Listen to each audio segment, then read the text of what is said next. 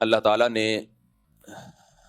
ہمیں حکم دیا کہ ہم اللہ کی عبادت کریں، اور عبادت کا مفہوم یہ بیان کیا کہ اللہ تعالیٰ کے بھی احکام پورے کرو اور اللہ کی مخلوق کے بھی حقوق کو پورا کرو۔ اللہ تعالیٰ کے حقوق میں ظاہری احکام بھی ہیں جو ہمارے جسم سے نکلتے ہیں، نماز ہے، زکوٰۃ ہے، روزہ ہے، اور اللہ تعالیٰ کے حقوق میں دل کے احکام بھی ہیں۔ آپ کو اپنے دل کو بھی دائیں بائیں لے جانے کی اجازت نہیں ہے۔ جب ہم غلام کہتے ہیں اپنے آپ کو اللہ تعالیٰ کے، تو غلام کا مطلب سر کے بال سے لے کے پاؤں کے ناخن تک، تو اس میں دل بھی آتا ہے کہ نہیں آتا؟ تو اجازت نہیں ہے کہ ہم اپنے دل کو دائیں بائیں لے کے جائیں۔ دائیں بائیں کا مطلب کیا ہے؟ Left right. لیفٹ رائٹ کا مطلب کیا ہے؟ کہ اپنا دل اللہ کے علاوہ کسی سے لگائیں۔ نبی صلی اللہ علیہ وسلم نے ارشاد فرمایا، الا ان فی الجسد مضغہ اذا صلحت صلح الجسد کلہ واذا فسدت فسد الجسد کلہ الا وہی القلب۔ فرمایا خبردار سنو، ہمارے جسم میں ایک چھوٹا سا گوشت کا ٹکڑا ہے، جب وہ گوشت کا ٹکڑا ٹھیک ہوتا ہے تو پورا جسم ٹھیک، جب وہ خراب ہوتا ہے تو پورا جسم خراب ہو جاتا ہے۔ یہاں بار بار میں ایک بات کرتا ہوں، اس کی میں دوبارہ یہاں تنبیہ کروں گا۔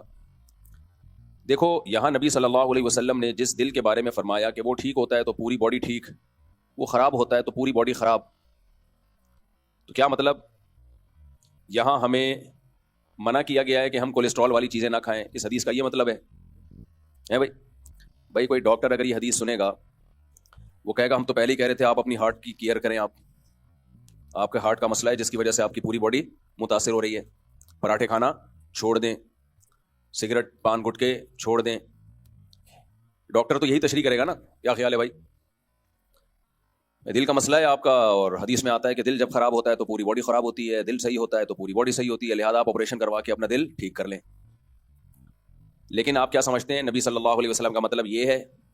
بولو نا بھائی، کیا ہو گیا نا؟ کیوں آپ نے فوراً کہہ دیا کہ بھائی نبی کی مراد یہ نہیں ہے؟ وجہ ہے کہ آپ کو معلوم ہے کہ میڈیکل سائنس نبی صلی اللہ علیہ وسلم کا موضوع بولو نہیں ہے۔ نبی کا جو ٹاپک ہے وہ میڈیکل سائنس نہیں ہے، کیا کھانا ہے کیا نہیں کھانا، صحت کے حوالے سے جو چیزیں، یہ بار بار میں تنبیہ اس لیے کرتا ہوں کہ پھر اس طرح کی چیزیں آتی ہیں سامنے کہ حکیم لوگ حدیث کا سہارا لے رہے ہیں، اور حدیث میں آتا ہے یہ اس میں یہ شفا ہے، تو اب اس کا کچھ قہوہ بنا کے پلا دیں گے آپ کو۔ نبی صلی اللہ علیہ وسلم نے یقیناً چند چیزوں کے بارے میں ہمیں بتایا ہے کہ اس میں شفا ہے، قرآن نے بھی بتایا، لیکن کیسے ہے، کتنی مقدار میں کھانی ہے، کس کو کھانی ہے، اور کس کو الٹا نقصان ہوگا، یہ تفصیلات ہمیں قرآن و سنت میں نہیں ملتی۔ یہ تو میڈیکل سائنس کا پورا ایک شعبہ ہے، تو یہ ڈاکٹروں اور جو ماہر حکیم ہیں ان سے پوچھنے کی چیز ہے۔ نبی صلی اللہ علیہ وسلم نے ہمیں یہ تو بتایا کہ حلال کیا ہے، حرام کیا ہے، پیسے کمانے میں حلال طریقہ کیا ہے اور حرام طریقہ کیا ہے، اور یہ بھی بتایا کہ تجارت میں اللہ نے برکت رکھی ہے۔ آپ صلی اللہ علیہ وسلم کی خواہش تجارت کی طرف زیادہ آپ امت کو لانا چاہتے تھے، لیکن کون سی تجارت حلال ہے کون سی حرام یہ تو بتا دیا، کمانا کیسے ہے کیا یہ بتایا، کس بزنس میں زیادہ پروفٹ ہے بھائی؟ وجہ کیا ہے بھائی؟ یہ تو ماہر معیشت سے آپ پوچھیں گے، معیشت کے ماہرین سے آپ پوچھیں گے، جو آج کل بزنس چل رہا ہے اس کے ماہرین سے پوچھیں گے، رفیع بھائی سے پوچھیں گے، رفیع بھائی چاول کا کام وہ کیا ملٹی گرین، ان کی دکان کا ولاگ بنایا تھا نا، ملٹی گرین آٹا چل رہا ہے کہ نہیں چل رہا ہے؟ 25 بوریاں کم از کم فری بنتی ہیں ہماری، مذاق کر رہا ہوں، وہی ہم نے ولاگ بنا دیا نا، تو سیریس نہیں ہو جائیں، یہ مذاق ہی ہے۔ تو یہ تاجروں سے پوچھا جائے گا بھائی جو کا آٹا زیادہ چلے گا مارکیٹ میں، گندم کا آٹا چلے گا، ہر ایک کی ایک فیلڈ ہے۔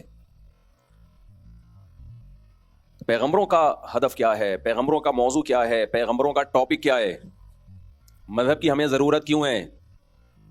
بھائی ہدایت، سیدھا راستہ، غلط اور صحیح میں فرق، وہ راستہ جو انسانوں کو جانوروں سے جدا کرتا ہے، وہ صرف اور صرف محمد صلی اللہ علیہ وسلم کے پاس ہے۔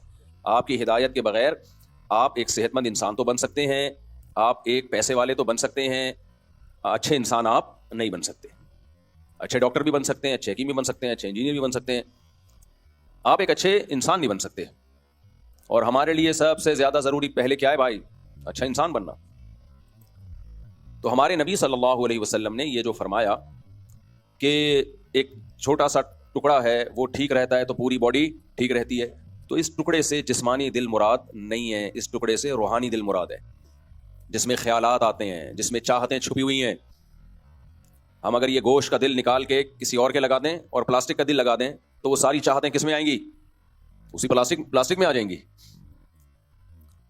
عاشق مزاج لوگ آتے رہتے ہیں میرے پاس، عشق ختم نہیں ہو رہا، تو اس کا حل کیا ہے؟ بھائی یہ دل میں ہے نا عشق، یہ دل نکال کے کسی اور کو دے دے، تیرے یہاں کچھ دوسرے کا دل لگا دیتے ہیں. تو اس سے فائدہ ہوگا؟ کوئی فائدہ نہیں ہوگا بھائی. وہ تو جو بھی دل آئے گا اس میں خیالات شروع ہو جائیں گے. اب یہاں ایک میڈیکل سائنس کا مسئلہ ہے، خیالات تو دماغ میں آتے ہیں، دل میں تھوڑی آتے ہیں. دماغ چینج کریں گے تو بندہ چینج ہو جائے گا. تو خوب سمجھ لو کہ دماغ میں خیالات آتے ہیں، دل میں نہیں آتے. خیالات کا مرکز دماغ ہے. یہاں بھی وہی بات ہے، اسلام میڈیکل سائنس کی باتیں نہیں کرتا.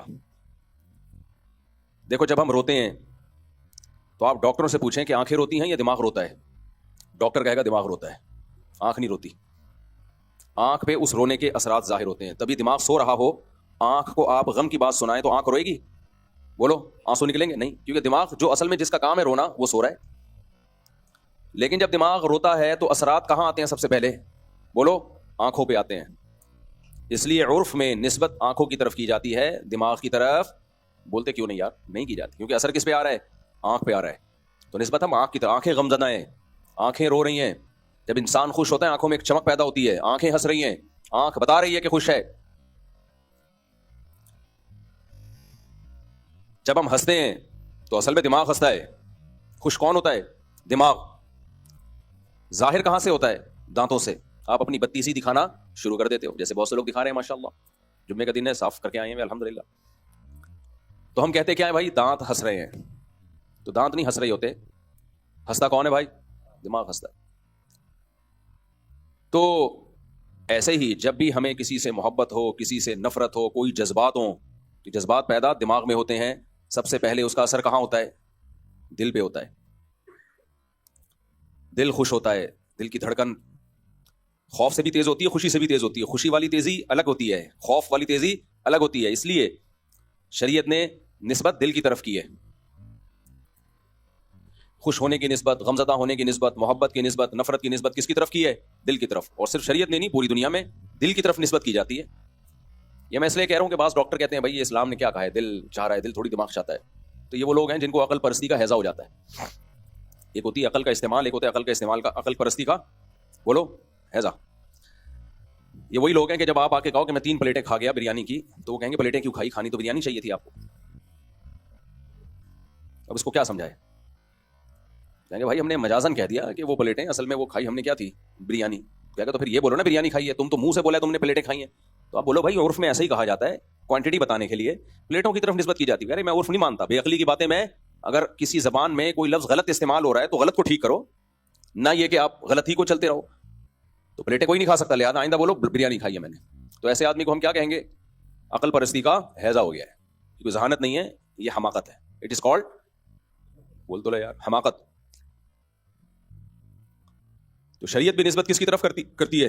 دل کی طرف. جذبات کے اثرات دل میں ہوتے ہیں. دل مردہ ہوتا ہے، مردہ. جب دل مردہ ہو جاتا ہے تو جذبات ختم، پھر چیزوں کا اثر ختم، اثرات بھی ختم ہو جاتے ہیں. تبھی تو شریعت نے کہا ہے وَشَابٌ نَشَأَ فِي عِبَادَةِ اللَّهِ عَزَّ وَجَلَّ، جوانی میں اللہ کی عبادت کرو، کیونکہ جوانی میں دل جوان ہوتا ہے. جوانی میں محبت بھی ٹوٹ کے ہوتی ہے، نفرت بھی ٹوٹ کے. تو یہی محبت اللہ سے بھی ٹوٹ کے ہو سکتی ہے جوانی میں. دنیا مردار کا عشق جیسے ٹوٹ کے ہوتا ہے جوانی میں، بڑھاپے میں عشق ہوتا ہے بھائی. سوچتا ہے آدمی کہ عشق کرنا مناسب رہے گا یا نہیں رہے گا. جوانی میں عشق بھی ہوتا ہے، بہادری بھی ہوتی ہے، بڑے بڑے کارنامے سر انجام دینے کے جذبات بھی ہوتے ہیں. وہ الگ بات ہے کارنامے سر انجام دے یا نہ دے، لیکن جذبات بہرحال ہوتے ہیں. 4 شادیوں کے جذبے ہوتے ہیں، اس پہ عمل کر پائے نہ کر پائے یہ ایک الگ مسئلہ ہے. جذبے بہرحال ہوتے ہیں. تو جوانی میں اللہ کی محبت بھی پیدا ہو سکتی ہے. یہ جتنے بڑے بڑے ولی اللہ گزرے ہیں اکثر جوانی میں انہوں نے توبہ کی ہے اور جوانی میں اللہ کو منایا انہوں نے. قرآن میں کتنے پیغمبروں کے بارے میں بلغ اشدہ واستوى آتیناہ حکما وعلما، اس طرح کے الفاظ، یا اس سے ملتے جلتے الفاظ ہیں قرآن میں کہ جب وہ اپنی جوانی کو پہنچے ہم نے ان کو علم اور حکمت سے نوازا. تو میں یہ کر رہا تھا کہ نبی صلی اللہ علیہ وسلم نے اس حدیث میں جو فرمایا کہ دل اگر ٹھیک ہو تو جسم سے نکلنے والے اعمال ٹھیک ہوتے ہیں. دل کی طرف نسبت کیوں؟ کہ جذبات کا سب سے پہلا اثر کہاں آتا ہے؟ دل میں آتا ہے. تو اس سے یہ بھی پتا چلا کہ شریعت یہ بھی چاہتی ہے کہ کچھ جذباتی محبت بھی ہو اللہ تعالیٰ سے. دیکھو محبت کی دو قسمیں ہیں. پہلے میں اس حدیث کو مکمل کر دوں پھر اس پر آؤں گا. آپ نے مجھے یاد دلانا ہے ٹاپک چینج نہ ہو جائے. محبت کی کتنی قسمیں ہیں؟ دو. کسی سے بھی محبت ہوتی ہے ہمیں دو طرح کی ہوتی ہے.